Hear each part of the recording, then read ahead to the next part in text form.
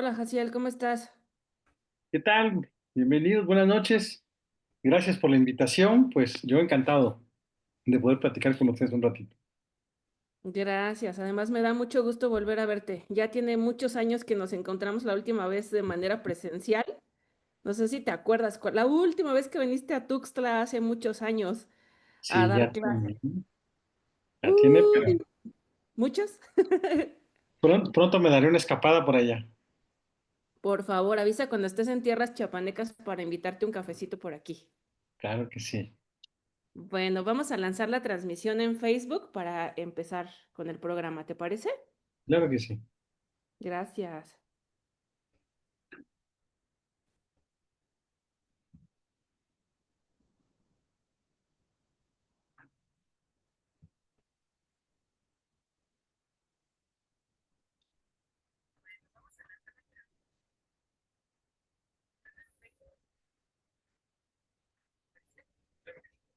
¿Qué tal? Muy buenas noches. Bienvenidos al programa Voces del Derecho, que se transmite gracias al auspicio de INDECAG y su rectora, de la maestra Cristina Ortega Camacho.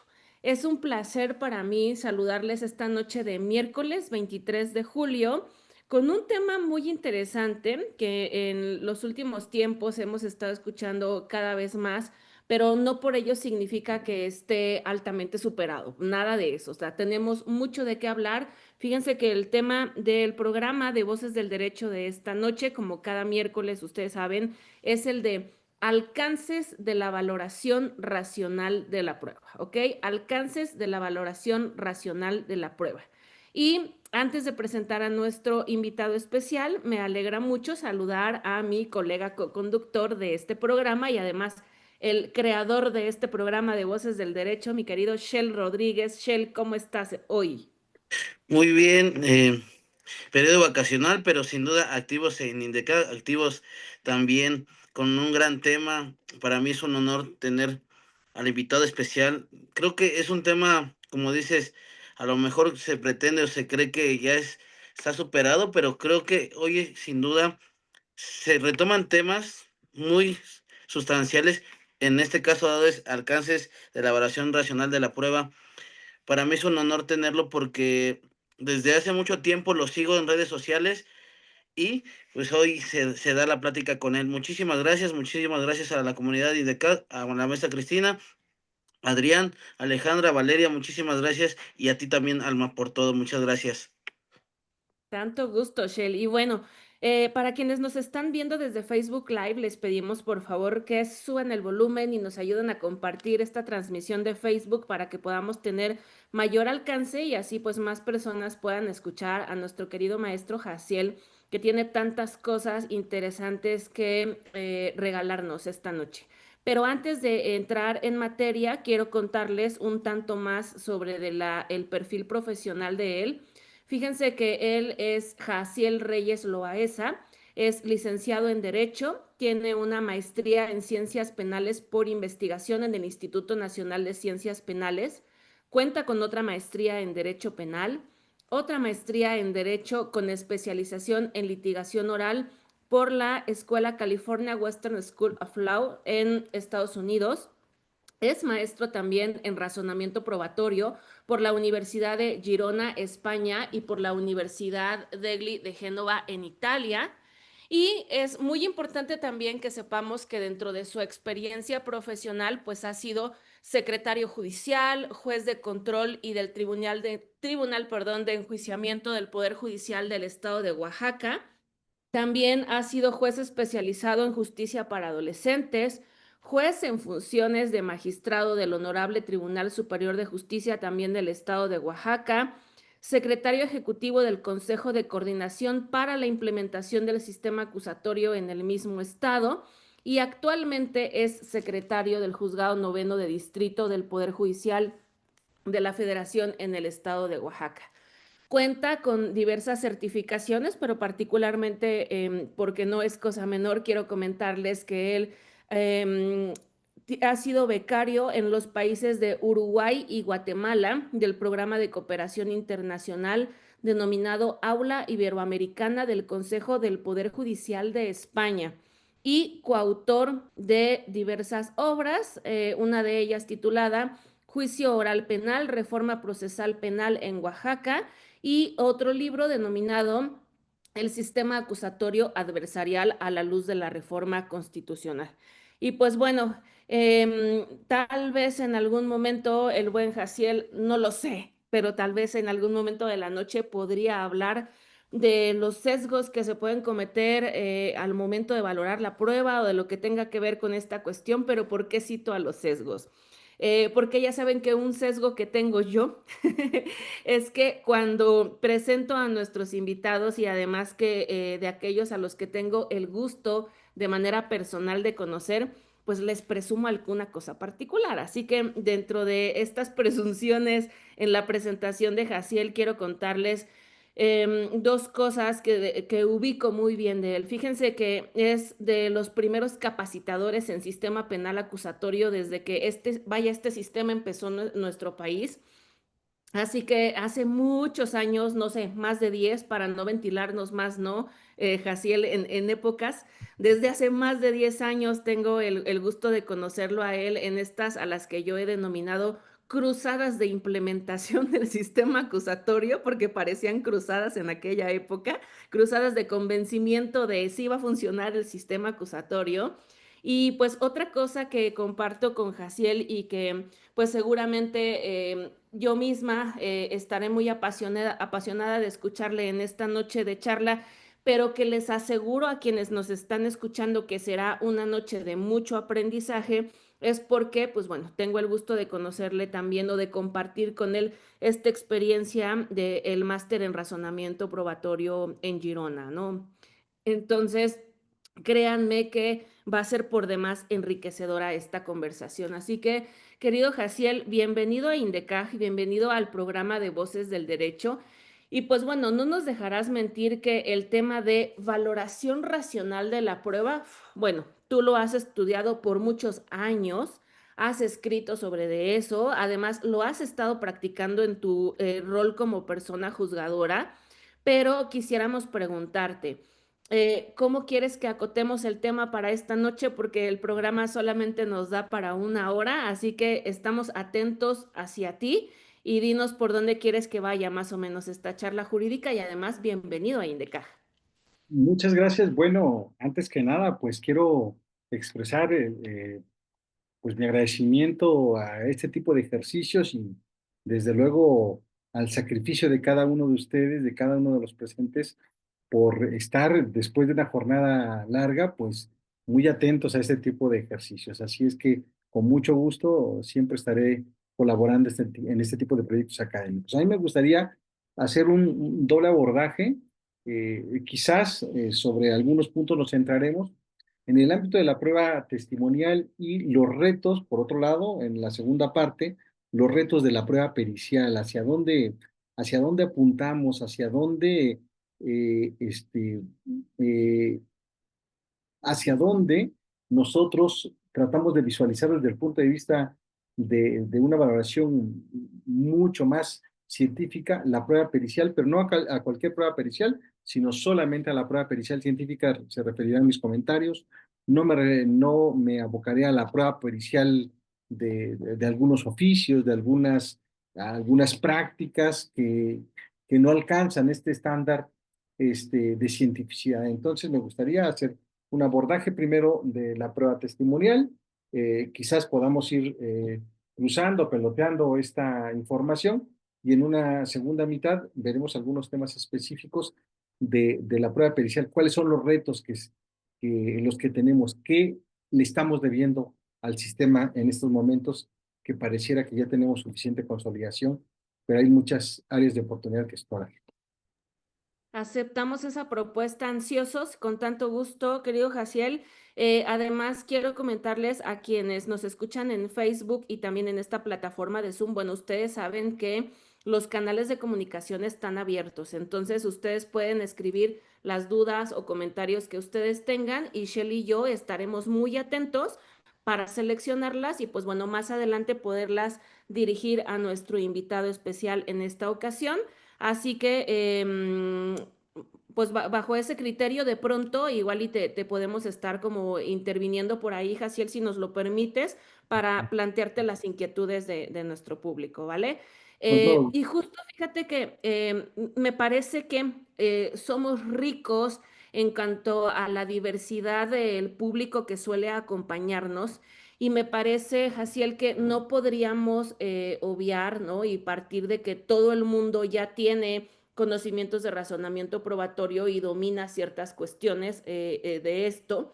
Así que la primera pregunta que te haría, súper introductoria para que de ahí ya nos vayamos moviendo sobre de esto es, a ver, el título de esta sesión es Alcances de la valoración racional de la prueba. ¿Qué es la valoración racional de la prueba? Bien, bueno, antes que nada, hablando de sesgos, yo quiero reconocer que tengo un sesgo también y que quizás la perspectiva que yo traigo es absolutamente jurisdiccional. Entonces, yo les voy a hablar de la prueba desde la perspectiva siempre de la función judicial. Durante toda mi vida siempre he estado en la judicatura como juez de control, juez de enjuiciamiento, ahora en control constitucional, etcétera, etcétera, en el Poder Judicial de la Federación también. Entonces, siempre mi visión es desde el reto que tenemos como juzgadores, como personas juzgadoras. Ahora, me gustaría empezar por una advertencia. La advertencia es, ¿cuál es el reto que tenemos los jueces para poder elaborar una construcción de hechos? Bueno, el reto que tenemos es llegar a un esclarecimiento de los hechos conforme a los hechos constitucionales. Pero, ¿qué es este esclarecimiento de los hechos? Primero, dicho de una manera muy somera, si tú quieres, aunque esto es atrevido lo que voy a decir, es la búsqueda de la verdad dentro del proceso. Es cierto que buscamos la verdad. Para buscar la verdad, vaya, creo que la verdad solamente puede descansar en prueba si es que queremos llegar a esta con un nivel de aproximación. Hago la advertencia en el sentido de que la verdad absoluta no puede ser lograda dentro del proceso. Hago la advertencia de que la certeza, así como cuando le preguntas a un juez, ¿cuándo tú condenas a una persona? Cuando tengo certeza de su culpabilidad. Eso no existe, la certeza no existe. La verdad absoluta no existe, no existe ni en la ciencia, menos en el proceso judicial. En el proceso judicial simplemente tendremos una verdad por aproximación. Entonces, esa verdad por aproximación la tenemos que alcanzar desde el punto de vista de la prueba. Ahora, el gran reto o la gran complicación que tenemos es que señala la Constitución que los jueces, ahora el modelo que tenemos respecto de la valoración de la prueba, es una libre valoración de la prueba. Sin embargo, debemos ver con absoluta responsabilidad que es una libre valoración de la prueba. Si nosotros entendemos a la libre valoración de la prueba como que el juez puede dar las razones que se le pegue la gana y determinar así según su corazón, según sus emociones, sentimientos, preferencias, ideales, sentimientos de justicia. Si entendemos eso como la libre valoración de la prueba, creo que nos estamos alejando del tema de la racionalidad. Entonces, la racionalidad, hacia dónde apunta? Que el juez sea libre en el contexto de cuándo apreciar un testimonio, pero sometido a un campo gravitacional, pero sometido a una malla de fuerza. Y esta malla de fuerza sería la racionalidad. Entonces, ¿qué implica el tema de la racionalidad? Someter los argumentos del juzgador, cualquiera que estos sean, a dos aspectos. Punto número uno, el tema de los conocimientos científicamente afianzados. Punto número dos, el tema de la experiencia común. No me voy a referir al tema de las reglas de la lógica, porque yo tengo un particular punto de vista que quizás algunos que ya están metidos en el tema del razonamiento probatorio, quizás les haga ruido lo siguiente. Yo en lo particular asumo que las reglas de la lógica no funcionan dentro del contexto de la valoración de la prueba. Yo sé que muchos profesores han dicho, bueno, que las reglas de la lógica, que las máximas de la experiencia y que los conocimientos científicamente afianzados. Respecto de las reglas de la lógica, simplemente, como las reglas de la lógica simplemente son las reglas del pensamiento correcto, entonces propiamente para la valoración no te sirven. Sirven para controlar la logicidad del argumento valorativo, pero no propiamente para decir, le otorgo credibilidad al dicho de la víctima conforme al tal principio de identidad, conforme al principio de no contradicción, conforme al principio de tercero excluido, conforme, no. Tú construyes un argumento, el que tú quieras, y las reglas de la lógica son, como la lógica formal, desde luego, son las reglas del pensamiento correcto. ¿Qué querría decir esto? Bueno, yo no puedo asumir que le voy a creer a un testigo, al testigo de cargo, y al mismo tiempo al testigo de descargo, dando mis razones A y mis razones B, de creerle al testigo de la fiscalía, y mis razones A y mis razones B, de creerle al testigo de la defensa. Cuando el testigo de la fiscalía ubica al imputado en el lugar de los hechos y el de la defensa en un lugar distinto. Si yo doy mis razones A y mis razones B para ambos casos, esos argumentos eh, irían en contra de las reglas de la lógica por el principio de violación del principio de no contradicción. Pero propiamente hay un artículo por ahí que me gustaría compartirles un poco más adelante sobre los ejercicios inferenciales, pero tampoco quiero entrar así tan pronto a debate y que esto se convierta, quizás algunos sí cachen lo que estoy diciendo, quizás algunos no. Por eso quiero detenerme en que las reglas de la lógica sirven, como siempre han servido, para controlar un argumento desde el punto de vista formal, que es formalmente correcto, nada más. Y la valoración es un argumento, tiene que haber un argumento de por qué tú otorgas credibilidad a una persona. Fíjate, te voy a poner un argumento formalmente correcto. No digo que esto sea necesariamente válido, pero formalmente correcto lo es. Todas las mujeres bonitas dicen la verdad. La testigo o la víctima es bonita. En consecuencia, dice la verdad. Desde el punto de vista de las reglas de la lógica formal, eso es correcto. Eso es correcto, pero no necesariamente verdadero. Está respetando el principio, los principios del pensamiento correcto, de la formulación del argumento valorativo correcto, pero eso no tiene ninguna base en el conocimiento científico y en las máximas de la experiencia. ¿Por qué? Porque las máximas de la experiencia no nos pueden decir si las bonitas necesariamente dicen la verdad. No hay bases empíricas, no hay bases científicas que nos den esos resultados. Ahora, ¿hacia dónde apunta entonces para que la evaluación de la prueba sea racional? Dices que se debe tomar en cuenta el conocimiento científicamente afianzado y, por otro lado, las máximas de la experiencia. Mira, hay un gran problema que nosotros tenemos como juzgadores. Y este punto es, tenemos que determinar si le creemos o no le creemos a un testigo. Eso es el trabajo de todos los días en un tribunal, en una etapa de juicio. ¿Creerle o no creerle? Esa es la pregunta. ¿Qué le creo? ¿Qué no le creo? Y entonces, lo primero que deberíamos asumir es que los jueces, en tanto seres humanos, somos totalmente falibles no crean que los jueces, cuando le dan el nombramiento, menos ahora por elección, que cuando les dan su constancia de mayoría, dicen, ahora ya sé detectar mentiras. No, no tenemos ninguna habilidad para detectar mentiras, no tenemos ninguna habilidad para saber cuándo alguien dice la verdad. Bueno, entonces, ¿qué parámetros podríamos utilizar? Vamos a valernos de lo que hoy está disponible en el ámbito de la ciencia.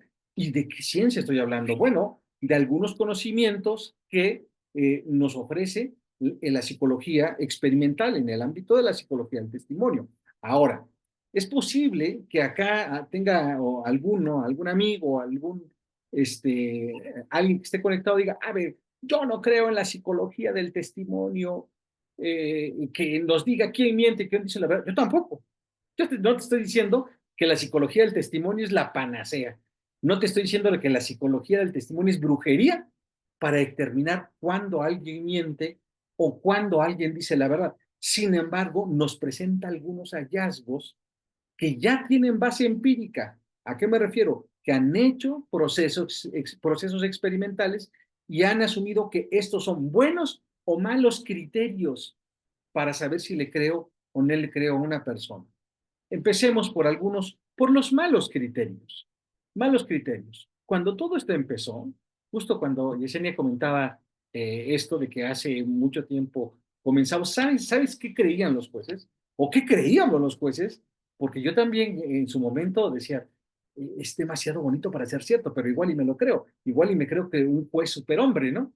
Eh, Decían, miren, el principio de inmediación es para que los jueces vean a los testigos y observen sus ojos, su mirada, sus gestos, y a partir de ahí puedan evaluar qué tanto dicen la verdad.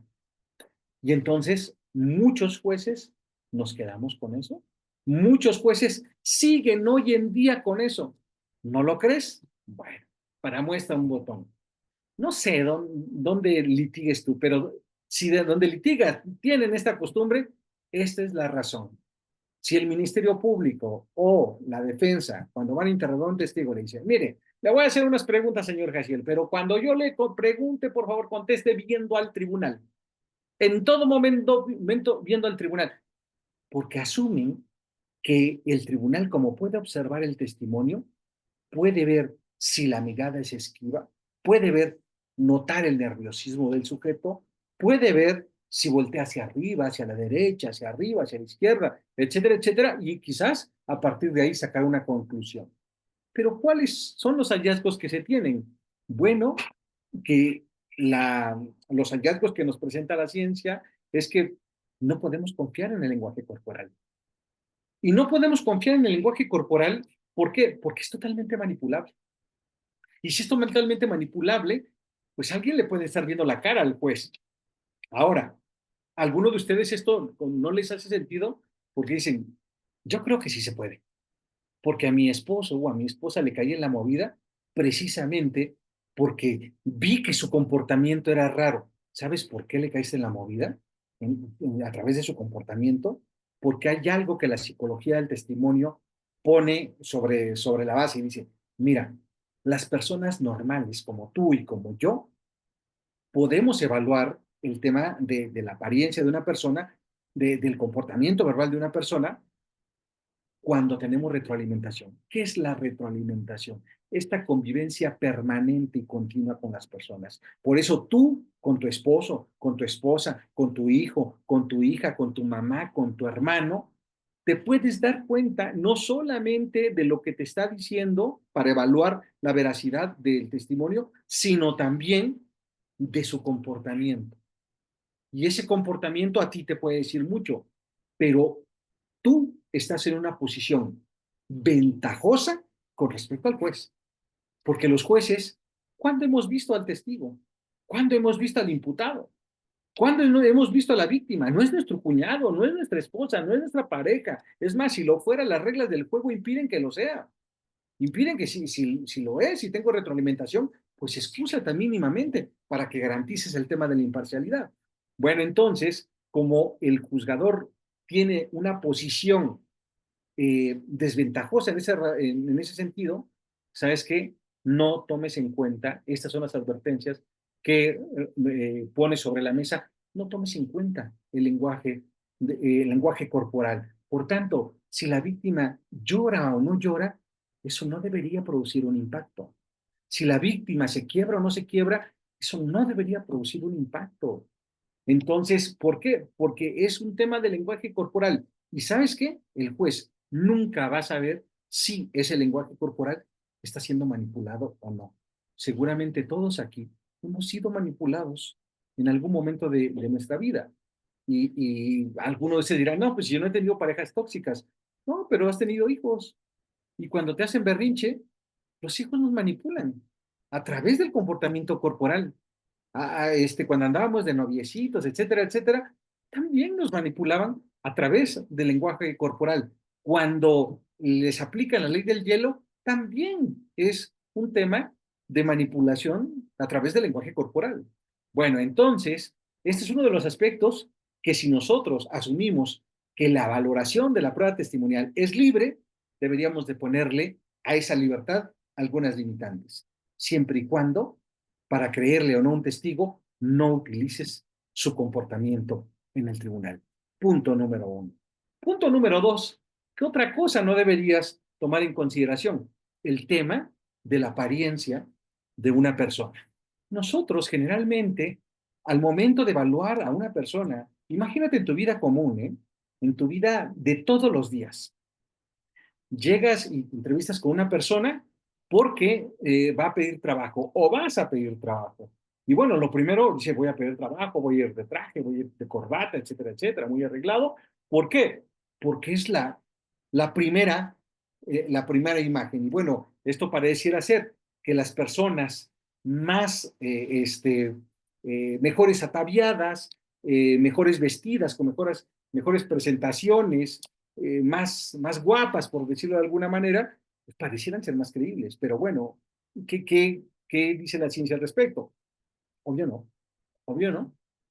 No hay ninguna relación entre la apariencia del sujeto con el dicho sobre la verdad o la falta de veracidad de su testimonio. Pero bueno, si esto es así, pues parece que solamente que nos va limitando eso. Y parece que el principio de inmediación, entonces ya no es para que lo que nos habíamos prometido. Hay un texto que te recomiendo mucho, se llama Los hechos en la sentencia penal, es de mi maestro don Perfecto Andrés Ibáñez. Justamente don Perfecto nos hace una radiografía del principio de inmediación y nos explica y dice, a ver, es que el principio de inmediación lo tenemos en la Constitución. Sí, no es que sea malo el principio de inmediación, pero el principio de inmediación no es para lo que muchos creen. ¿Y sabes qué es lo que muchos creen? Que el principio de inmediación es para valorar la prueba. A partir de ahora, renunciemos a eso. El principio de inmediación no es para valorar la prueba. El principio de inmediación sirve para confrontar la prueba delante del juzgador y para mejorar la calidad de la información, pero no para valorar la prueba. Si nosotros creíamos o postulábamos que esta convivencia permanente es para saber si una persona miente o dice la verdad, tendríamos que renunciar a eso. Pero ¿qué nos queda? ¿Sabes qué nos queda? Lo único que nos queda es atenernos a la declaración, al contenido de la declaración de una persona. Ah, bueno, pero es tan fácil. No, no es tan fácil. ¿Sabes por qué no está fácil?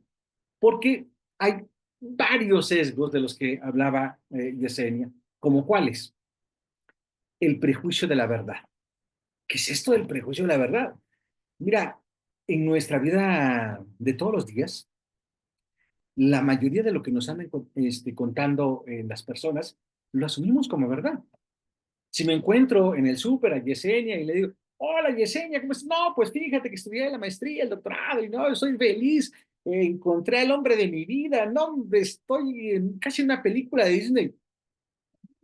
Seguramente sí me dice la verdad. No creo que me esté diciendo eso para, vamos, yo no soy agente, yo no trabajo en la fiscalía para decir, seguro me está mintiendo por algo. No, no. Asumimos, la mayoría de lo que nos dicen, asumimos que es verdad, porque requiere, fíjate, ¿eh? ¿Y por qué lo asumimos? Ese prejuicio de la verdad, ¿por qué se presenta?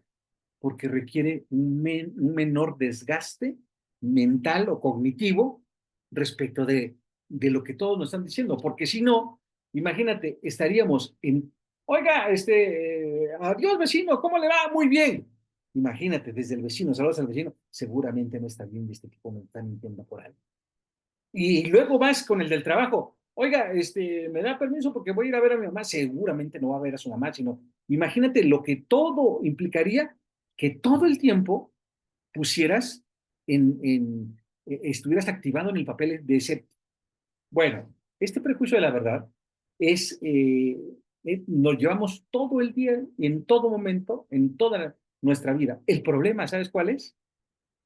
Que este prejuicio de la verdad, cuando nos ponemos la toga y entramos a nuestro papel de juez, no creas que es fácil decir, me olvido del prejuicio de la verdad.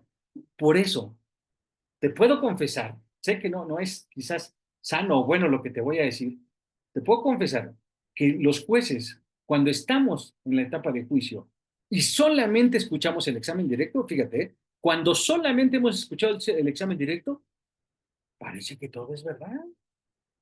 Si no hay contra, si no hay nada, nos quedamos con la idea, no, pues sí, sí parece que dice la verdad. Y todo lo que dice es la verdad. Porque pues no hay nada que le pueda confrontar. Y ese primer acercamiento o esa primera aproximación de verdad hacia lo que está narrando el testigo va menguando, va bajando en la medida que se somete al contraexamen. Entonces, ese es un sesgo. Otro sesgo es que las personas que están involucradas en el sistema de justicia, hablo de jueces, hablo de fiscales, hablo de defensores, ¿sabes qué piensan? Creen que son buenos polígrafos humanos. Sí, creen que se conectan y si esto fuera así, a ningún fiscal, a ningún juez, ni a ningún defensor le hubiesen puesto los cuernos. Y yo conozco varios jueces, defensores y fiscales. Oye, pero que no tan bueno eres para saber si te están diciendo la verdad. ¿Y cómo persona que tenías a tu lado no te diste cuenta de eso? Es que, honestamente, se han hecho algunos estudios en el sentido de qué tan buenos son los operadores para detectar mentiras o para detectar verdades. Y no hay ninguna habilidad especial con respecto a otra persona de alguna otra profesión. Sin embargo, asumimos que somos buenos detectores de mentiras. Entonces, fíjate, si asumimos que creemos que somos buenos polígrafos humanos, y a eso le sumamos el prejuicio de la verdad, y a eso le sumamos que muchas veces otorgamos el peso de verdad o el valor de verdad, ¿sabes a qué? Aquello que confirma nuestras creencias. Imaginemos que yo soy un tipo extremadamente machista y misógino y parto de la siguiente idea. Voy a conocer un juicio de una violación cometida en contra de una sexoservidora. Y desde antes de entrar al juicio digo, una sexoservidora y violación, no lo sé. Fíjate, yo ya tengo mis propios prejuicios, mi punto de partida. Entonces puede ser que esto, cuando venga el testimonio de alguna de las partes, asuma más peso a lo que confirma mis creencias. Y porque somos un saco de creencias, un saco de prejuicios, todas las personas. Bueno, entonces, ¿pero qué hacemos entonces, Jaciel? Porque parece que pintas un escenario muy caótico, que todo está jodido. No, no, a ver, creo que para efectos de tú con tu pareja, tú con tu amigo, en tu oficina, si crees, créele a la ligera. Si quieres creerle a tu novia, es que estoy con mis amigas, créele. Asume que está diciendo la verdad. Pero cuando seas juez, no. Cuando seas juez, duda. No digo que seas totalmente seguro. Duda. Por eso la Corte ha asumido que para la valoración de la prueba testimonial hay dos ejercicios que se tienen que hacer. Uno, la valoración en la individual y dos, la valoración en su conjunto. ¿Qué es esto de la valoración individual? Escucha al testigo en el directo y en el contra. ¿Qué tanta coherencia tiene el testimonio? ¿Qué tantos detalles tiene el testimonio? ¿Qué tan verosímil se escucha por sí solo el testimonio? ¿Qué tanto no se contradice el testimonio? ¿Qué tanto lo pudo percibir a través de sus sentidos? Entonces, esta valoración individual implicará hacer un escrutinio aislado solo de la declaración del testigo. Pero eso simplemente es el 50% de un escrutinio de valoración desde el punto de vista de lo racional. ¿Qué es el otro 50%? ¿Cómo saber si me está diciendo la verdad o no? A través de la corroboración. Y cuando hablo de los niveles de corroboración, hay dos tipos de corroboración. Una es la corroboración cuantitativa y otra es la corroboración cualitativa. A ver, fíjate, la corroboración cuantitativa depende del número de medios de prueba que apoyen al testimonio de una persona.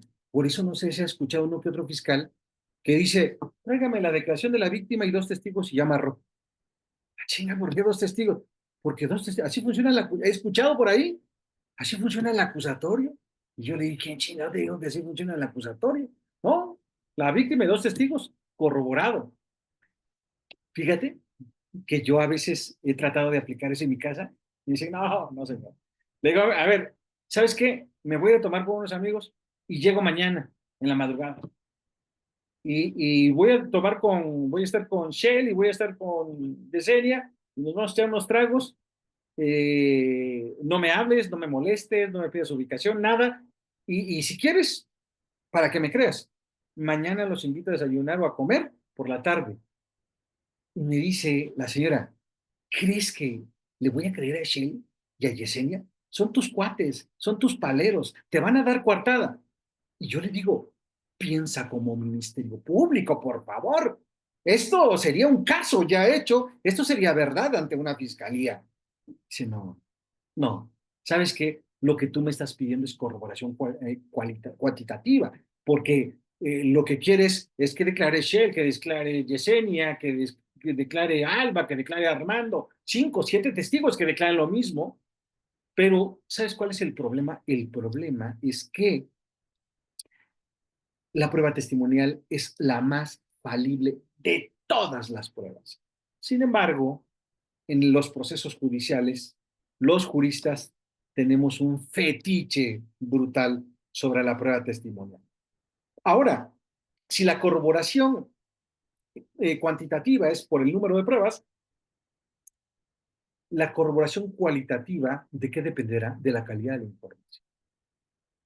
Y entonces, fíjate, te voy a poner el ejemplo de cuando me voy a tomar y le digo, a ver, voy a ir a tomarme unas cervezas. Ok. Si quieres, mañana invitamos a Shelly y dicen, no, no te preocupes. No, ve. Lo único que te voy a pedir es que me mandes tu ubicación en tiempo real por 8 horas. Y además, cada hora y media te voy a estar llamando, cada hora te voy a estar llamando por teléfono. No vas a contestar. Y cada 2 horas te voy a llamar por FaceTime. Y quiero ver tu cara ahí con quién estás. Y además, vas a hacer una publicación en Facebook, vas a hacer un live 360 con quiénes estás ahí. Fíjate, a lo mejor algunos de ustedes dicen, oye, pero es que entonces es bien tóxica. Puede que sí, pero lo único que quiere es la averiguación de la verdad, con corroboración realmente cualitativa, de calidad. ¿Por qué? Porque fíjate, si solamente fuera la ubicación, pues eso lo podemos burlar. Los que usan iOS sabrán que tienes tu cel y tienes tu tableta y dice, puedo compartir ubicación y puedes dejar de compartir en el cel y chas, mandas la ubicación a la tableta y dejas la tableta en determinado lugar y te están vigilando y ahí en la tableta está la ubicación y tú andas por otro lado. Así, no Digo, estés dando ideas, por favor. entonces, fíjense cómo la ubicación, más la llamada, más el tema de la videollamada, más la publicación en Instagram, más etcétera, etcétera, ¿qué es lo que está haciendo? Lo que está pidiendo es corroboración cualitativa, corroboración de calidad. Ahora, la corroboración es necesaria en el proceso. Para la prueba testimonial, dirán, ¿por qué necesita corroboración? La corroboración se requiere de la prueba testimonial porque aún con todos los cánones que ha establecido la psicología del testimonio, ¿sabes a qué conclusión llega? Que no puede saber si está 100% diciendo la verdad o mintiendo. Por eso te pide que aparte de la información que te dé el testigo, acudas a otras fuentes de corroboración. Pero las otras fuentes de corroboración que generalmente buscamos nosotros, fíjate, ¿en dónde están? En la prueba testimonial. Buscan la declaración de la víctima y otros testigos. Entonces creo yo en un estándar de prueba que hemos construido para dictar sentencias, que sería insuficiente para el dictado de una condena, la declaración de la víctima y la declaración de un par de testigos. No, requerimos más. Otro tipo de corroboración. Otro tipo de corroboración que no sea otros testigos, sino, pueden ser otros testigos, pero además requerimos otro tipo de pruebas. Este es un criterio, les voy a recomendar por ahí un texto que se llama Filosofía del Derecho y de la Prueba, de Susan Hack. La editorial es Marcial Pons, y Susan nos hace el indicativo de, ¿sabes de dónde tomó el proceso judicial? La finalidad de buscar la verdad de la ciencia. ¿Y sabes cómo la ciencia llega a sostener sus verdades probabilísticas? Con diversidad de pruebas. ¿Qué quiere decir esto? Mientras más diversidad en la naturaleza de la prueba, puede ser más probable que te acerques a la verdad. Te lo quiero poner con un ejemplo. Imaginemos una vacuna. Una vacuna, queremos asumir si esta vacuna realmente es eficaz o no. Bueno, primero haremos pruebas en 1000 ratones. ¿Y ya con eso la podemos echar a andar? No. Además, vamos a hacerlos ahora en simios. Y además, vamos a hacerla ahora en cerdos, que es lo más parecido a los humanos. Y finalmente, haremos una prueba piloto en humanos. Pero no puedo decir, bueno, mejor de 1000 ratones los voto a 100,000. Y con eso ya tengo prueba más confiable. No, vas a tener una prueba supernumeraria, por decirlo de alguna manera, pero eso no quiere decir que vas a tener un resultado más confiable. Entonces, mientras más diversa sea la naturaleza de la prueba, esto te aproxima más a la verdad. Entonces, fíjate, con esto voy a traer a colación un tema que quizás está muy encadenado en el tema de la etapa intermedia. ¿Alguna vez te has preguntado por qué existe en la etapa intermedia la reducción de la prueba? La sobreabundancia, todos ubicamos la sobreabundancia, ¿no?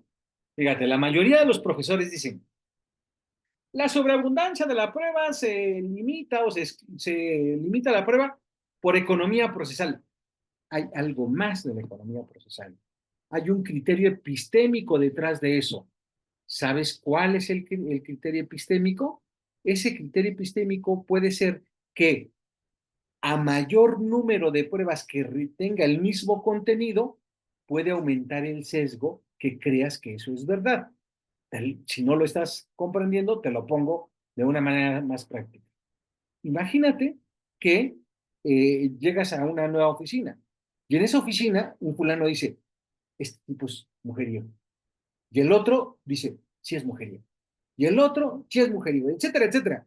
10 dicen que eres así. Y conoce a una persona.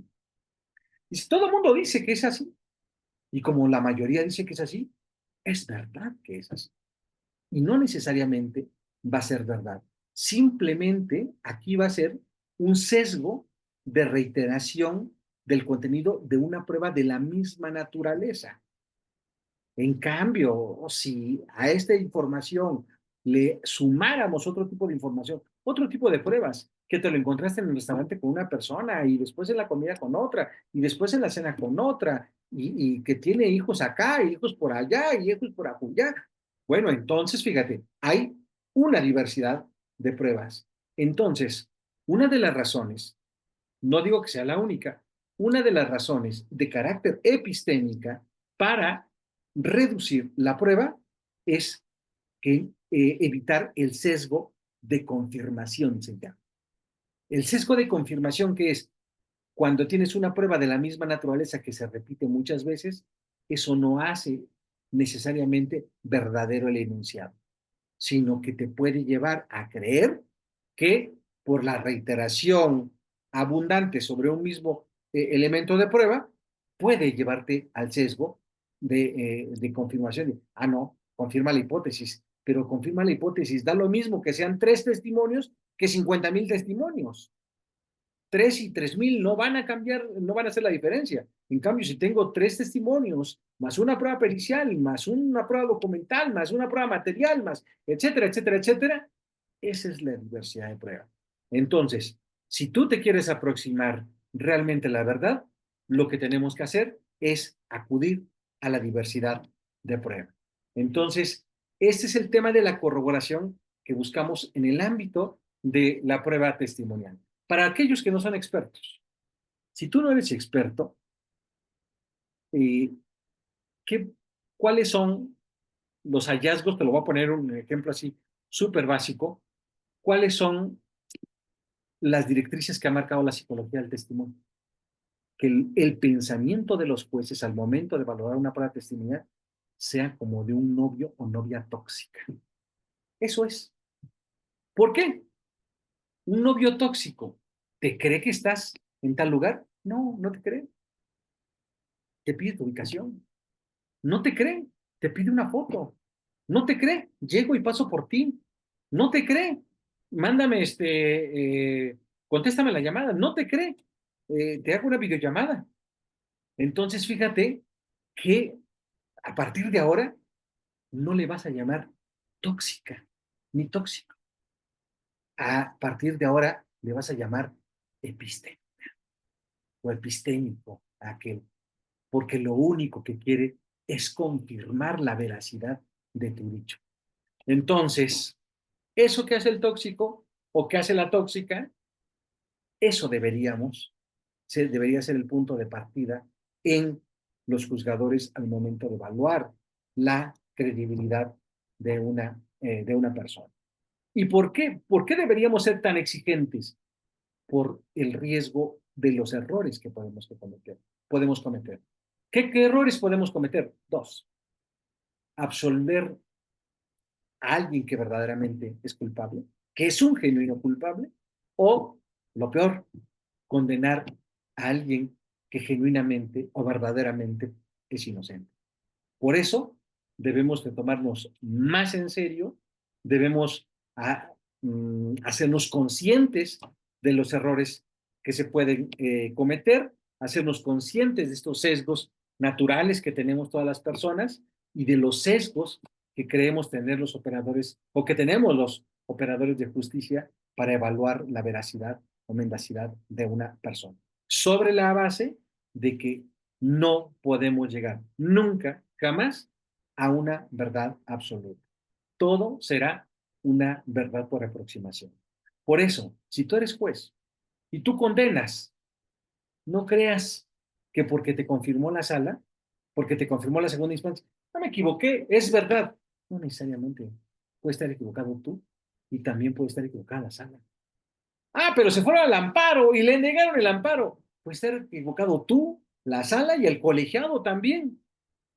No, ¿cómo se van a equivocar los del colegiado? Bueno, veremos ahora que esté en el colegiado qué tanto nos equivocamos. Pero tan consciente está el sistema de justicia que el colegiado se puede equivocar, que por eso puso un remedio procesal último, el reconocimiento de inocencia, para cuando todos fallen, cuando falle el juez, cuando falle en la segunda instancia y cuando falle el amparo directo y nos demos cuenta con posterioridad que estamos frente a un inocente, hay que reconocer. Fíjate, el sistema de justicia plasmado en el Código Procesal reconoce que se puede equivocar. Creo que ese debería ser el punto de partida de los jueces, saber que nos podemos equivocar. No sé si hay algunas preguntas aquí alrededor de esto. Sí, justo ya te quería, pedir que hiciéramos una pausa ahora, porque estamos a 10 de la noche y, le voy a decir ahora oye, traemos como 100 personas que nos están escuchando ahora, ¿eh? Qué buen auditorio, hemos logrado gracias a ti, gracias a este tema tan interesante.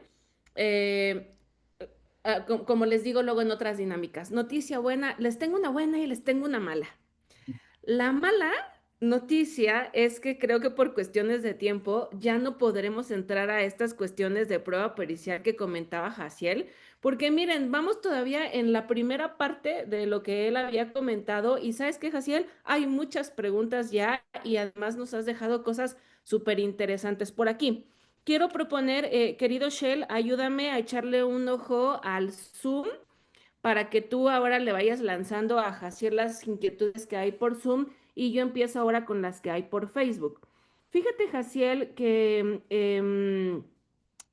despertó mucho interés el tema de psicología del testimonio de lo que tú planteabas, pero también un poco atendiendo a de que hoy formalmente la temática no es de psicología del testimonio, no profundizaré en esa. Hay otra pregunta que me parece muy interesante de César Estrada. Saludos, César. Fíjate, Jaciel, él pregunta, maestro, ¿cuál es su criterio para dar por acreditada una hipótesis? Y además me parece que tiene otra vertiente muy interesante la pregunta de César, fíjate, Jaciel, que es si este dar por acreditadas las hipótesis funciona igual o tiene una variante, momento uno, vinculación a proceso, momento dos, dictado de sentencia. Imagínate, para pronto con esa pregunta ya tenemos un buen de cosas de qué charlar, ¿no? Y Shell, te vas checando porfa las de Zoom y sigues tú luego de la respuesta del buen Jaciel. Bien, voy a, esta pregunta me parece súper importante. Ojalá tenga la oportunidad de ver alguna de mis sentencias, eh, donde la pregunta que hicieron no está relacionada con el tema de la valoración de la prueba, sino con el estándar de prueba a partir de cuando una hipótesis está suficientemente probada. Dependerá, como lo había comentado Yesenia, de qué momento procesal se pueda estar hablando. Voy a hablar de sentencia. En este momento voy a hablar de sentencia. Para que realmente se pueda generar un control intersubjetivo posterior, es decir, el estándar de prueba de cuándo se tiene por acreditado un hecho no debe ser subjetivo, sino debe ser objetivo, para que así sea controlado. ¿A qué me refiero con un estándar subjetivo? Es que es mi convicción, mi corazoncito dice que es culpable o es inocente. Bueno, puede ser que el magistrado diga, no, mi corazoncito dice al revés. Y en el amparo diga, no, mi corazoncito dice al revés. Bueno, entonces, ¿cuál es el estándar que hemos manejado? Hace algún tiempo, hace algunos años, un grupo de jueces acá en Oaxaca, ya ven que acá somos medios contreras, siempre estamos muy prestos al debate, bueno, también en Chiapas, ¿no? Entonces, pero sí tenemos eso en la sangre, pues. Y decimos, Se llama en inquietud, Oaxaca, Jaciel. Es inquietud. una hipótesis estará aprobado siempre y cuando tenga, uno, una hipótesis, la hipótesis acusatoria, siempre y cuando tenga como punto de partida una referencia de esa hipótesis, pero esta se encuentre confirmada. Esta confirmación debe ser con diversos medios de prueba. Estos diversos medios de prueba deben ser de distinta naturaleza. A ver, y la corroboración, además, debe ser cualitativa. A ver, repito, la hipótesis, corroboración, esa corroboración tiene que ser con otros medios de prueba, esos medios de prueba tienen que ser de diversa naturaleza y esos de diversa naturaleza, esos medios de prueba de diversa naturaleza deben corroborar cualitativamente, en calidad. Aquí van 5 parámetros. Viene uno que ha determinado la Corte. Esto no la he determinado así tal como lo estoy elaborando, pero cuando ustedes escuchen el tema de la hipótesis alternativa y todo eso, a eso se está refiriendo la Corte. La Corte ha elaborado este criterio de exclusión a través del alcance de lo que es la duda razonable. ¿Esto es suficiente para condenar? Sí, es suficiente para condenar, pero si la defensa presenta una hipótesis alternativa, fíjate, repito, hipótesis, corroboración, diversos medios de prueba de distinta naturaleza y corroborados cualitativamente. ¿Qué pasa si la defensa presenta una hipótesis alternativa? La hipótesis alternativa con estos medios de prueba deben de destruir y derrotar a la hipótesis alternativa de la defensa. Porque si no logran derrotar, si no logran destruir, si no logramos aplicarle el reductio ad absurdum a esta hipótesis alternativa, sino que es compatible con estos elementos de prueba aportados por la Fiscalía, ¿qué dice la Corte? Entonces habrá duda razonable. Si la hipótesis alternativa de la defensa es compatible con los medios de prueba de la Fiscalía, entonces absuelve. Pero si la hipótesis alternativa es derrotada, entonces condena. Ojo, esta hipótesis alternativa no puede alegarse, a mi criterio, en el auto de vinculación a proceso, porque la hipótesis alternativa, su vencimiento está pensado en la activación de la duda razonable. No está pensada en la apertura de un proceso. Y lo digo porque en el tiempo que estuve como juez de control, había muchas defensas echadas para adelante, ¿no? Y que decían, en la audiencia inicial es un minijuicio y voy con todo el minijuicio. Y quiero que el tema de la duda razonable. No, por eso los colegiados hace ya bastante tiempo han dicho, se le puede dictar el auto de vinculación aun cuando no se descarte la hipótesis alternativa de la defensa que refiere a la Corte, porque estamos en un estadio de una época temprana y no estamos en la sentencia. Entonces, retomando, si tú me preguntas, para mí, ¿cuándo está aprobado un enunciado? Cuando tenga una hipótesis acusatoria. Vamos a traducirlo en palabras, ¿no? En ejemplos, perdón. La hipótesis acusatoria, tengo la declaración de la víctima, pero que esté corroborado que haya otras pruebas que apunten en el mismo sentido. Pero esas otras pruebas tienen que ser de diversa naturaleza, no solamente otro testigo, sino algún otro, una pericial, una documental, una evidencia material. Entonces, estas pruebas diversas, que sean de distinta naturaleza, pero que esas pruebas corroboren en calidad, no en cantidad. Entonces, fíjate, ¿eh? A lo mejor algunos defensores se van a espantar. Yo no estoy diciendo que haya muchas pruebas para condenar. No. Pueden ser 3, 4, 5 pruebas. Pero si tienes pruebas de calidad, fíjate, una víctima dice que fulano de tal la penetró y la violó. Y que lo puede identificar porque conoce la voz y que era su vecino. Todo estaba oscuro. Dice, pero estoy seguro que era mi vecino. Y nadie más lo vio. Pero le hicieron un estudio y le hicieron un exudado vaginal y encontraron los residuos de semen. Y le hacen una prueba pericial genética. Y en esa prueba pericial genética sale positivo el resultado, que hay match entre el perfil genético de lo que encontraron en el saco vaginal con el perfil genético del imputado. Entonces, eso es una prueba de calidad, no sé si me explico. Pueden ser la pericial psicológica, la pericial médica, etcétera, etcétera. Eso corrobora cualitativamente porque la pericial y la declaración de la víctima son pruebas de distinta naturaleza. Porque la pericial psicológica y la declaración de la víctima son pruebas de distinta naturaleza. Porque la pericial genética y la declaración de la víctima son pruebas de distinta naturaleza y corroboran cualitativamente, en calidad, la información. Entonces, aguas con el tema de la hipótesis alternativa. La hipótesis alternativa la van a encontrar solamente en sentencia, en la etapa del juicio, y solamente para la duda razonable. ¿Y qué es la hipótesis alternativa? Cuando tú como defensor planteas una teoría del caso paralela y distinta a la del fiscal. Pero la hipótesis alternativa, su descarte, no es necesario para el dictado de la autovinculación a proceso. Dicho de otra manera, futbolísticamente hablando, para que el fiscal gane en juicio, no basta con un empate. Porque mete un gol la fiscalía y ese gol implica hipótesis acusatoria, corroboración cualitativa, diversos medios de prueba de distinta naturaleza. Ese es un gol. Pero mete un gol la defensa, hipótesis alternativa, compatible con lo que dice el fiscal. Si queda el empate, la Corte dice, absuelve, duda razonable. Porque es compatible la hipótesis alternativa. Usted, fiscal, para vencer la presunción de inocencia, tiene que golear. Tiene que haber una diferencia de goles. Pero veamos, futbolísticamente hablando, la vinculación a proceso.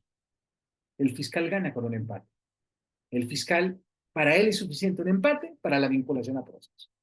Simplemente basta, ahí fíjate, ahí incluso para tener por probado una hipótesis en la vinculación, yo creo que bastaría que estuviera corroborado cualitativamente, nada más. Una corroboración periférica o esencial, cualitativa. Punto. No más. Entonces, ¿es un estándar menor? Claro. Pero la creación de estándares es un tema un poco más complicado que en otro momento seguro tendremos la oportunidad. Ojalá ahora que les mandaré una resolución de sentencia en su momento y ahora de amparo para que vayan viendo qué es lo que se está construyendo acá en Oaxaca respecto de los estándares de decisión. Un poco esto, no crean, yo entiendo que Jordi trae sus estándares, ¿no? Yo me separo un poco de los estándares de Jordi, pero tengo mis razones para separarme un poco. Creo totalmente en lo que dice Jordi, que deben generarse estándares objetivos, razonables, controlables, pero propongo uno diverso al que está planteando Jordi en su libro de Pruebas sin convicción. Oye, qué buenas noticias nos das, Jaciel, porque además que, pues tenemos que recordar a todos que, por supuesto, INDECAJ es promotor de la academia, es promotor del debate crítico y de las nuevas ideas. Entonces, ¿estás de acuerdo tú que las ideas se debaten, las ideas se comparten?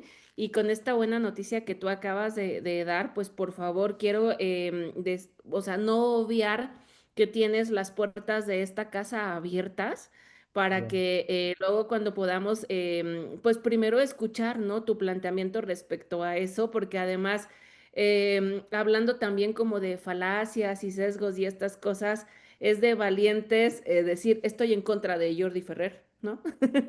O no dijiste en contra, no dijiste, me separo de la idea. Y eso está re bueno, ¿no? Porque cualquiera diría, "Oh, Jaciel Reyes Loaesa dijo que se separa de las ideas de Jordi Ferrer y wow, o sea, por supuesto que ya estamos ansiosos en otro momento de poder escuchar ese nuevo planteamiento de estándar y que además te felicito por justamente tener esa inquietud y que gracias a la respuesta que has dado, Jaciel, fíjate que también cuando tú tocaste estas cuestiones de duda razonable, Juan Pineda, te mandamos saludos y considero que ha sido respondida tu pregunta respecto a los temas de duda razonable con la intervención que Jaciel acaba de hacer. No sé si soy yo con problemas de conexión o Shell, ¿estás por ahí? Shell, ¿nos escuchas bien y tienes desde tu parte alguna pregunta para Jaciel? Sí, bueno, voy a partir sobre la que realiza en el chat Selma Hernández. Dice, en un testigo, ¿cómo van a determinar la corroboración cualitativa? ¿Cómo determinan la calidad de la información que aporten en el momento de estar dando su testimonio los testigos? ¿Será su testimonio más un registro de que estuvo ahí el testigo o cómo? Porque justo no podría caer en la sobreabundancia de la prueba. ¿Qué opina al respecto, maestro? Y yo generaría, igual si todo está dentro de la temporalidad, eh, algunas, algunos tipos de corroboración, igual para ir cerrando esta parte de la charla, porque sé que también usted tiene su agenda sumamente apretada. Muchísimas gracias. Bueno, empecemos por decir, bueno, ¿cómo sé que me está dando información de calidad? ¿De qué, ¿De qué depende la información de calidad? En un testimonio, ¿eh? En un testimonio. Vamos a hablar de la valoración individual. ¿Cómo sé si le creo o no le creo? Bueno, para esto vamos a hablar de la percepción.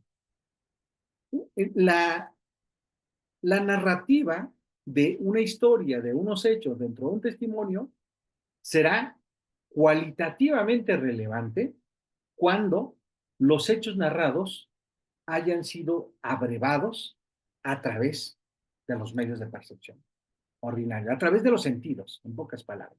Es decir, si yo lo vi, ¿Fuiste al cine? La película está maravillosa, la vi, los efectos estaban geniales. ¿Qué efectos tenía? No, pues mira, este fulano se convertía en vampiro y se convertía en lobo, y qué grandes efectos. Esa narrativa es está dando información de calidad porque no está hablando de los efectos especiales. A lo mejor alguno de ustedes dice, bueno, yo me fui a este parque que está en Los Ángeles, Universal. Y en Universal vi que salió King Kong y nos metimos a avanzar los Piratas del Caribe y quién sabe qué cosas, y donde grabaron la película de tal, y qué buenos efectos. Ah, bueno, entonces es una percepción de calidad porque es algo que viste. Es más, dices, bueno, ahora en vacaciones me fui a Oaxaca, me comí unas tlayudas riquísimas, las que salen en Netflix, la comida callejera que se llevó el primer lugar a nivel mundial. Ah, o es una información de calidad? Claro, porque lo percibiste. ¿Y cómo sabes que lo percibiste? Porque te comiste una tlayuda, lo probaste. Dice, bueno, es que tal persona huele delicioso, te le acercas y te llega el olor y dices, por Dios, qué rico huele este caballero. Bueno, entonces, esto también es un tema de percepción. Mientras el tema de la percepción es el mejor factor de calidad.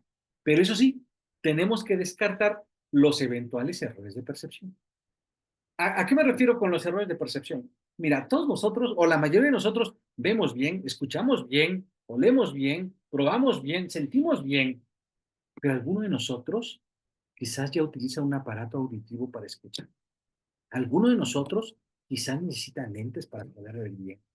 Alguno de nosotros quizás ya se haya perdido la sensibilidad de alguna extremidad. Alguno de nosotros quizás se hizo la rino y le quedó bien bonita la nariz, pero le quedó jodida la percepción, o sea que no huele nada. Entonces, fíjate cómo tengo que descartar si no hay algún déficit en la percepción de los sentidos de este fulano. Entonces, descartando que no hay un problema deficitario de los medios de percepción, bueno, si él refiere lo que lo percibió, bueno, entonces eso puede ser una información relevante, eso puede ser una información de calidad, que lo haya percibido directamente. ¿Y por qué digo directamente? No quiero decir algo que esta palabra no me gusta, antes me gustaba, pero uno de mis profesores me corrigió y dije, no, después le encontré sentido. No quiero hablar de algo que se llama prueba directa. Yo sé que muchos dicen, no, aquí hay prueba directa. Si dices eso en este momento, okay, en el próximo curso que tengamos, te voy a quitar de la cabeza eso de la prueba directa. No existe la prueba directa. Yo sé que tú crees que la prueba directa es, pues es que el testigo estuvo ahí y él vio directamente cómo fue el hecho. Sí, eso es lo que creemos de prueba directa. Pero vamos a dar por sentado por un ratito, al menos para efectos de la charla, que eso es prueba directa. Pero prueba directa versus prueba de referencia.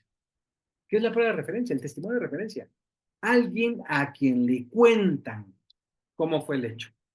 Alguien que sí percibió el hecho, le cuenta a una persona más y esa persona más declara en el proceso, declara en el juicio o declara como una entrevista, etcétera, etcétera.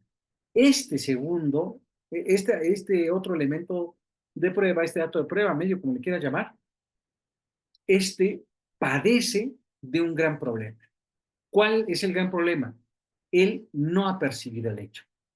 Y por muy coherente, detallado, cronológico, verosímil que pueda resultar el testimonio, si él no lo percibió directamente, hay que tener mucha prudencia al valorar este testimonio. ¿Y por qué razón? Porque no tiene buen parámetro cualitativo. ¿Y por qué no tiene buen parámetro cualitativo? Porque él no lo percibió directamente a través de sus sentidos. Por eso, en el sistema norteamericano, estas pruebas de referencia son causa de exclusión probatoria dentro de las reglas de evidencia. O sea, pueden plantear mociones para que se excluya. Ahora, pero nosotros no somos sistema norteamericano. Dentro del sistema continental, esto lo voy a dejar de tarea, busca, terminando la charla, vas a buscar reglas de Mallorca. Yo sé que las reglas de Mallorca no pertenecen al núcleo duro del derecho internacional, ¿no? Pero las reglas de Mallorca, así como las de Tokio, de Brasilia, etcétera, etcétera, son orientadoras. Entonces, en su carácter de orientador, vas a ver que dentro de las reglas de Mallorca vas a encontrar la especial referencia al testimonio de referencia. ¿Y qué hace las reglas de Mallorca? Establecer que cuando el juez tenga un testimonio de referencia, no podrá condenar teniendo como base un testimonio de referencia, salvo que exista corroboración con otros elementos de prueba. ¿Y qué crees? La primera sala exactamente replica lo que dicen las reglas de Mallorca. Por eso no sé si recordarás que hace dos años, 2 años y medio, la primera sala determinó que no es suficiente para condenar la información de un testigo de referencia. ¿Pero por qué no? Ah, porque es de referencia. No lo abrevó a través de sus sentidos y eso le resta calidad a la información. Entonces, partiendo de esta idea, la primera sala concluye en el sentido de que necesita más corroboración que lo que sería un testigo directo entendiendo como el que sí percibió el hecho. Entonces, a eso me refería con cómo ver si es cualitativamente relevante la información en sí misma. Ve, pon atención en cómo fue el hecho y cómo lo pudo percibir el testigo. Si el testigo lo pudo percibir de manera adecuada, sin ningún problema, bueno, entonces la información que puede ser cualitativa, aunque aquí hay un problema. ¿Cuál es el problema? Recuerda que hay tres cosas que suceden en la cabeza de un testigo. Uno, percepción. Después de la percepción, ¿qué viene? La interpretación del hecho. Y después, en esa interpretación, yo lo interpreto y lo codifico en mi memoria, lo guardo en mi memoria. Y después la evocación. Entonces, en este inter de la percepción, codificación y evocación, en el segundo momento de la interpretación, puedo estar sacando de contexto un hecho percibido. Y te lo pongo bien claro que seguramente te ha pasado. ¿No te ha sucedido que ves a dos muchachos que se están pateando y que se están golpeando y tú asumes que se están peleando y después se terminan abrazando y estos cabrones estaban jugando? Pero tú asumiste que se estaban peleando y realmente no estaban peleando. El problema fue un problema de interpretación. Lo que tú creíste que estaba sucediendo. Porque nosotros, a ver, esto le pasa mucho a las mujeres. ¿No te ha pasado que a veces eres cortés con un fulano y alguien en la oficina y el muy mequetrefe piensa que le estás dando una oportunidad, que le estás dando chance? Claro, te ha pasado. Bueno, ¿qué pasó por el otro sujeto? Un error de interpretación. Porque le dice, ay, gracias, Liga, ay, qué amable, ay, mire qué bonita camisa tiene, ay, qué rico su perfume. Y eso lo dices con total objetividad y el otro está interpretando algo distinto. Hay un error de interpretación, no en la percepción, porque sí lo percibió, pero él está interpretando otra cosa. Entonces ahí debemos tener mucho cuidado con ese salto entre la percepción y la interpretación del hecho. Y bueno, creo que estas son algunas de las bases como para saber cuándo se puede tener información cualitativamente relevante de un testimonio. Eso desde el testimonio aislado. Si tú me preguntas la corroboración cualitativa desde las otras pruebas, bueno, pues dependerá del tipo de prueba, ¿no? Porque si tú y yo queremos saber si el material biológico encontrado en el cuerpo de la víctima corresponde o no al del imputado, bueno, pues ¿cuál es la más cualitativa? Bueno, la más cualitativa es la prueba pericial genética. Bueno, esa es una corroboración cualitativa. Es más, hay distintos niveles de corroboración cualitativa. A ver, nada más como para no dejar margen de duda. Yo quiero saber si estoy embarazada. Yo soy mujer y quiero saber si estoy embarazada. Tengo dos formas de saber si estoy embarazada. Una, voy y me compro una prueba de orina llamada Predictor. 2, voy al laboratorio y me hago una prueba de embarazo. Las dos pruebas apuntan a lo mismo. Quiero saber si tengo COVID. Voy y me hago una prueba rápida de COVID. Voy y me hago una prueba PCR de COVID. Oye, las dos apuntan hacia, hacia el mismo fenómeno. Sí, las dos tienen el mismo nivel de corroboración cualitativa. No. ¿Por qué es cualitativamente más relevante la PCR? Bueno, porque el margen de error es menor. ¿Por qué es cualitativamente más relevante la prueba en sangre para saber si estoy embarazada? Porque el margen de error es menor. Y el margen de error puede alejarte o aproximarte más a un enunciado para sostenerlo como verdad. A eso me refiero con los tipos de corroboración cualitativa. Digo, también nos daría para en otro momento seguir hablando de la corroboración, pero más o menos esa es la idea. La idea es no poder condenar solamente porque tenemos una víctima. Yo sé que algunos de ustedes son pro víctimas y eso sabe impunidad, sí, pero también es un sistema ineficaz. Aquel que simplemente condena a una persona porque otro lo dice. No puede ser eso.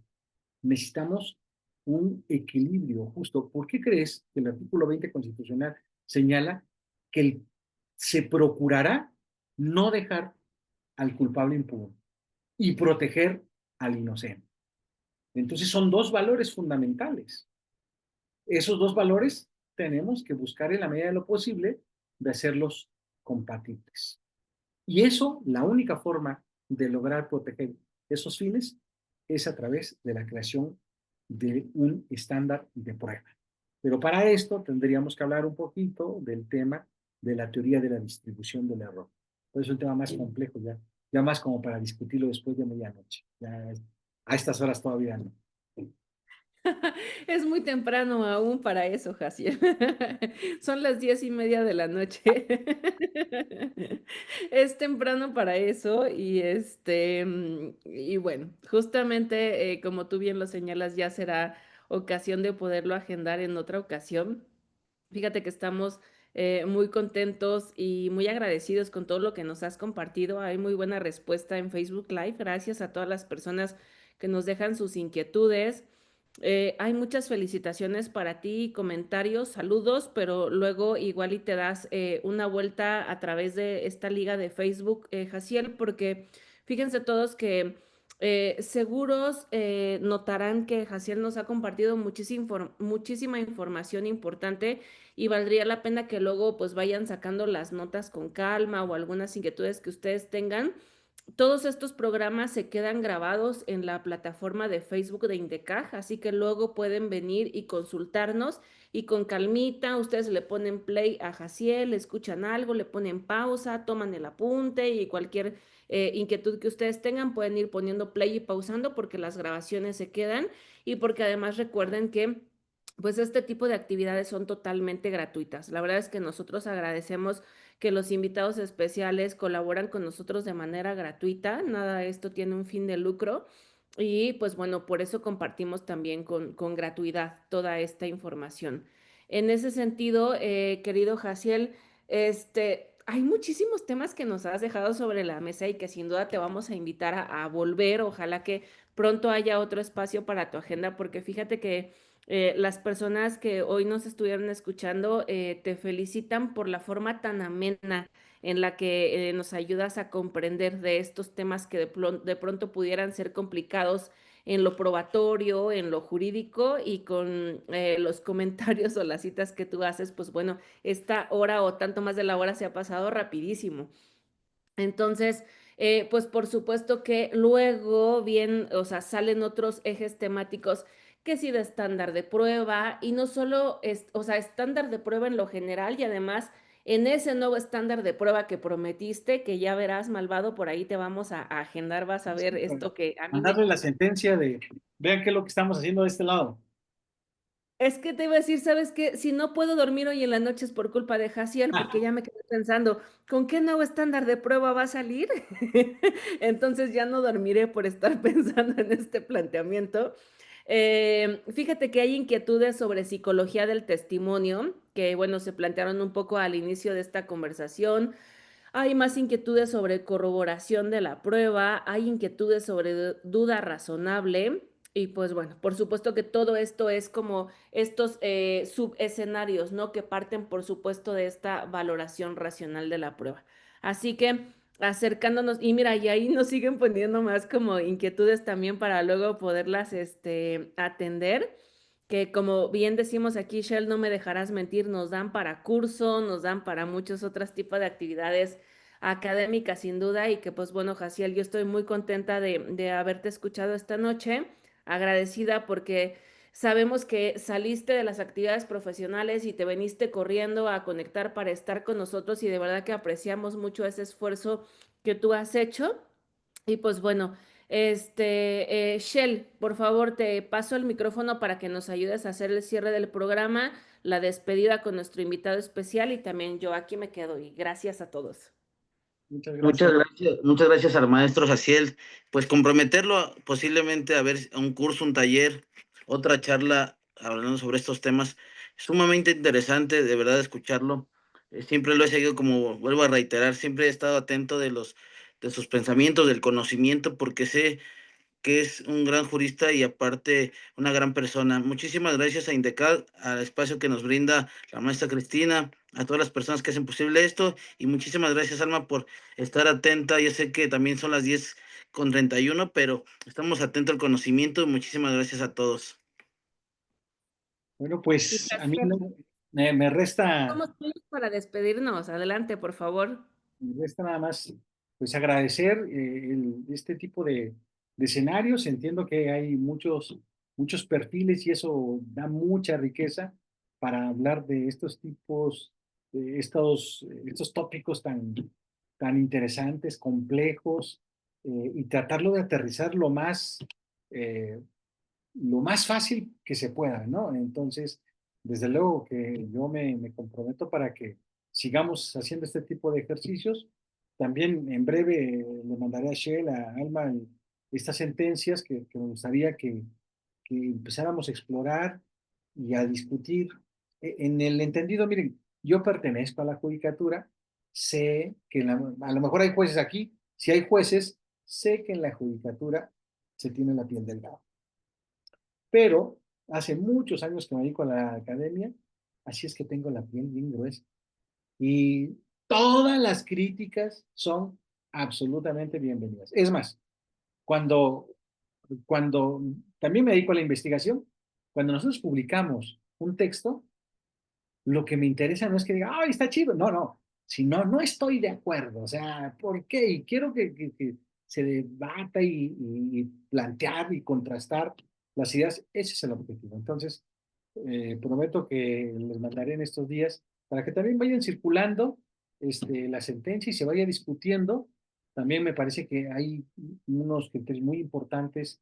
No tengo el gusto de conocer al secretario que ha hecho estos proyectos del Tribunal Colegiado de la Segunda Región, el Tribunal Colegiado Auxiliar de la Segunda Región de Puebla. No tengo, un día coincidiré con él, pero este colegiado ha sacado temas bien interesantes respecto de estándar de prueba, de valoración racional de la prueba, y justo esta es la idea, ¿no? Que se vaya repartiendo, que se vaya replicando, como para ir sentando las bases. En breve se las mandaré y muchísimas gracias por toda la invitación y el espacio y sobre todo el tiempo que la mayoría de los amigos tuvo a bien dedicarme a estas ya altas horas de la noche. Muchas gracias. Pues muchas gracias a todos. Por favor, sintonícenos mañana a las 8 de la mañana en Café con Derecho. El próximo miércoles, siempre todos los miércoles en Voces del Derecho.